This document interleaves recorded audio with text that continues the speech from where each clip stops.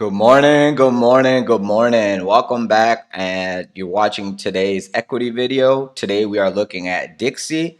I want to point out a few good things is that Dixie is coming down to EMA support. We were looking for this to find support in this area. If it broke down, that's okay. We're still okay with it to go to 103, and that would be the mid of the channel, and still we can find that bounce up.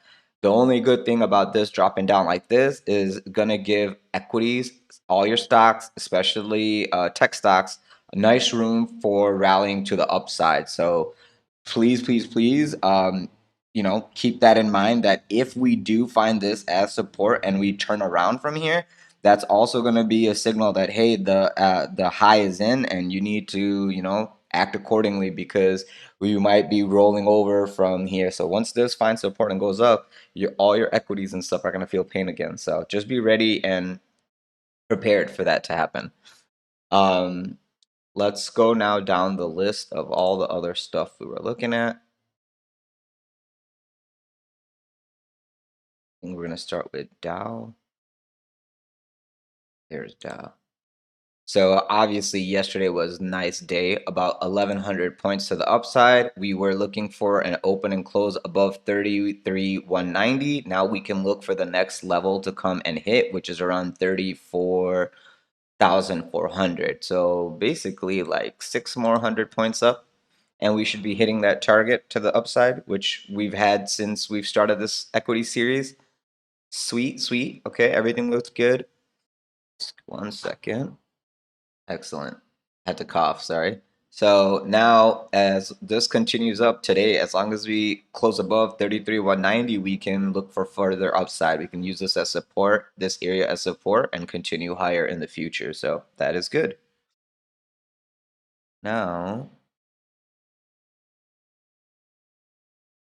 sorry, I scalped an Ethereum long and I'm in profit. So I'm just trying to take a little bit of my risk off because it was a very, very large position. And it's a little too early for me to be taking that much risk. So that is what we're looking for on Dow Jones Industrial. It's going up, let it go up. The support is to the downside. So as long as it doesn't break under 33,000, we're looking for continuation to the top side into the golden pocket resistance, which is this last lower high basically at 33.4. All right. NKQ also breaking out of that little consolidation to the downside, finding support above the EMA, the 55 EMA. As long as we can hold 11,577 and go sideways, you should be looking for continuation up to our target around 12 to 1300. That is going to take some time because more than likely it's going to fill up this consolidation like so and then break out. So even if we come back, as long as we are holding 11,151, we can look for this to get accumulated and break out to go higher. Okay. I'm going to remove this. And there you go. We're going to just look at this going sideways and up in time. Okay. If you lose this 11,151, you have this as support. Once this support is lost, then officially we're going to be going short until the lower regions. So that is how we're going to play that. All right. Now let's go look at the next asset. And this volume is good too. Everything's volume is good because Dixie is dropping, so it's giving everyone an opportunity to rise to the top, which we were looking for anyway. As you can see, we are officially hitting the top resistance of SP around 4,000. It is going to be a little bit tough for it to get above this level, but once it does, the next level of resistance is around 4,200. So over here, you might find its lower high come in and break down. If we get above this level, you have the golden pocket resistance above. So as of right now, there's a lot of layers of resistance upside, but we are tracking along nicely. When you have layers and layers of resistance like this, what I would expect is the chop. So it might come back down, continue back up, find some support outside the channel, break out, and then find support and then break out again, and so on. So keep that in mind. If we do find resistance here, it's natural because this is where a lot of resistance is. What we don't want it to do is lose this level here and continue higher, 38.8. 38.80. If we can just hold above 38.80, use that support and ride it up higher, then good. But breaking down under this level is showing you that, hey, 3800 support is lost. We can flush down lower, maybe even come all the way to 36 and then try again. So that is the warning on this tech stocks. It all is dependent on if Dixie is going to roll over or not. If it continues to go down, you'll see this continue to go up. If Dixie goes up, then you're going to see this go down. Nice little inverse relationship for you. Cool. I'm scalping on the side, guys. Sorry. ETH is just giving some money away, so obviously I'm going to take advantage. All right, so now we are going to the next. This is gold. Gold is, yeah, doing great. It's actually going right to our target to the top side at 1786. Over here, we should expect resistance between 1780 to 1830. When we get to this level, we have to see, can we open and close above it? If not, this is a good area where you should be waiting for it to come back, find support and break out like so. If it comes over here, you can find support and then break out to that top side. And then we can decide if we're going to use this as support or resistance and then continue higher or not. So that's basically what we're looking for gold. It's doing exactly what it needs to. Just be a metal and go slow. So slow and steady wins the race on this one. Let's see now. What are we looking for on the next one? Silver. Yes, silver. So here is silver.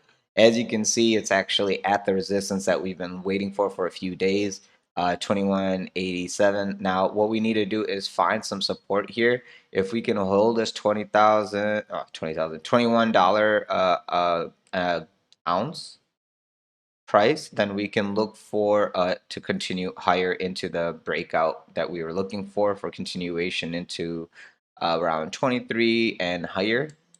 But first, we need to fight out this level. It's going to take like a day or two. But as long as you don't go under $21, the possibility of this making a flag consolidation over here and then breaking out is very, very possible.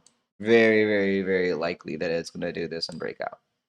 Okay, so just be aware that this is the line in the sand. As long as it doesn't lose $21, that is a very, very possible outcome. Okay. Great. Now, let's see. I'm going to remove these doodles. Cool. All right. And is that the last thing that we have looking?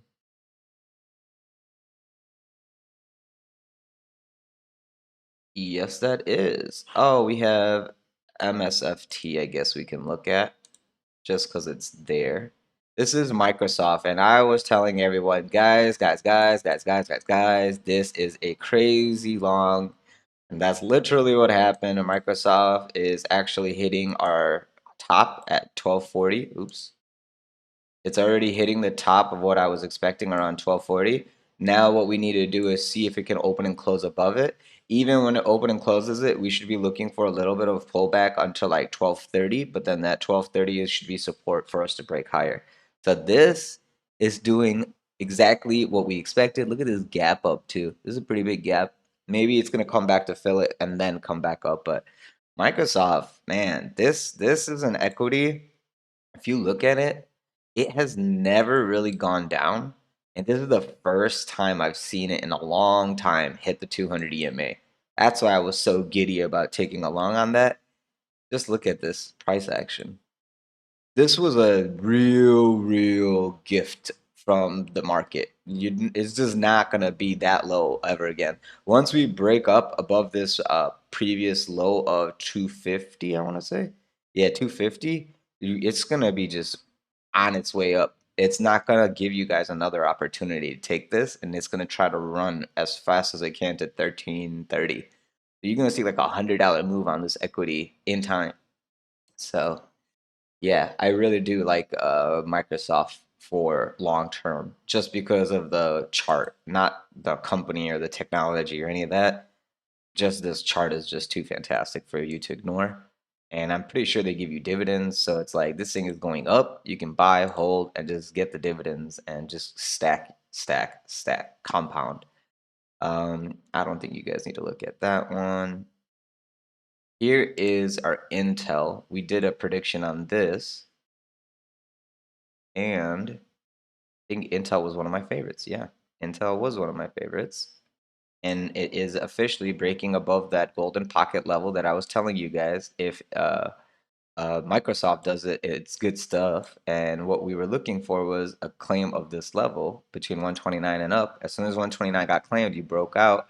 You're basically now telling, the world that, hey, if I can have a close above 150 this week, more than likely I'm coming into this area around 170 to 180.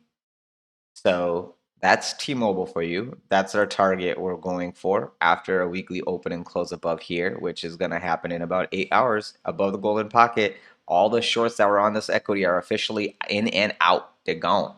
And it got accumulated on the 200 at a good resistance level, the golden fib extension. And yeah, this is a good one. I'm gonna just follow up on this one later with you guys. Intel real quick. Intel. This thing got demolished. This was also a company that I thought was a very good company. And it's right at its fib extension. So this is where you want to long it. More confirmation for the long will be above $30.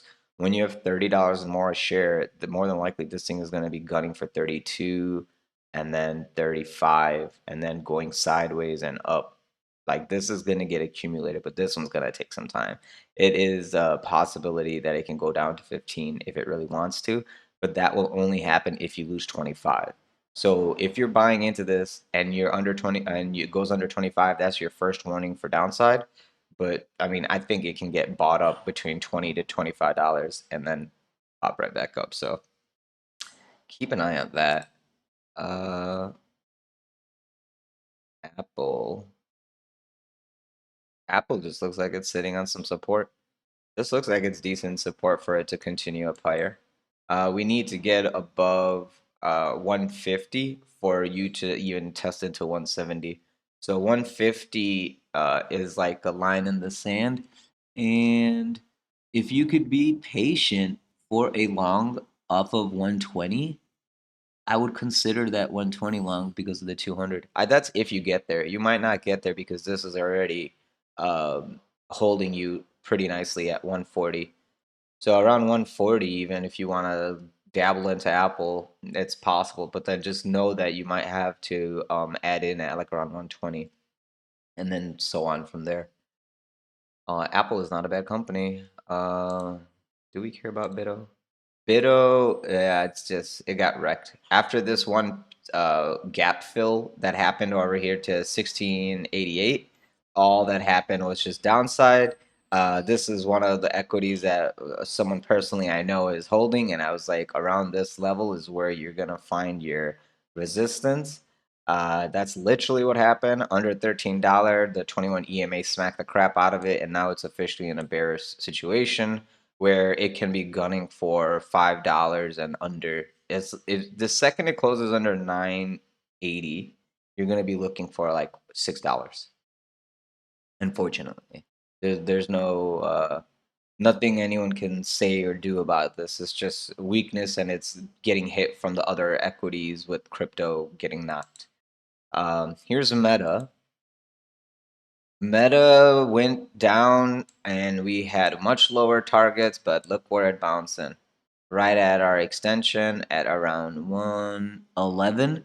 I do think that this is huge resistance, and this is where you got to see if it's going to get rejected or not. If it gets rejected in this area, you're coming down to $35, my target. $30 to $50, around here. So let's watch this, but yeah, I mean, 87, 88. It took Meta to go to $88 and Mark Zuckerberg crying like a little baby on an explanation as to why he had to fire everyone. for people to even care about this company. I think this is a dead cat pity bounce, and more than likely he's gonna get knocked down after 125. So, all you guys who are buying this because Zuckerberg's tears, thanks for helping him dig himself out of the hole. But it's not gonna be enough because I don't think he's getting above 136 anytime soon. Sorry, guys. And yeah, that's it for the equities, guys. If you guys have any questions or concerns, please feel free to leave it below. If you have other assets you want me to cover, leave it in the comment section below. If there's anything you would like to ask me while it's like a live day, feel free to join me in the Discord. The Discord is gonna be where I normally am at, like usually live throughout the day. So feel free to ask me any questions or concerns. And yeah, if you would like to join the Discord, it's in the description of this video below. So please feel free to join. Thank you so much, and I'll talk to you guys soon. Have a great weekend.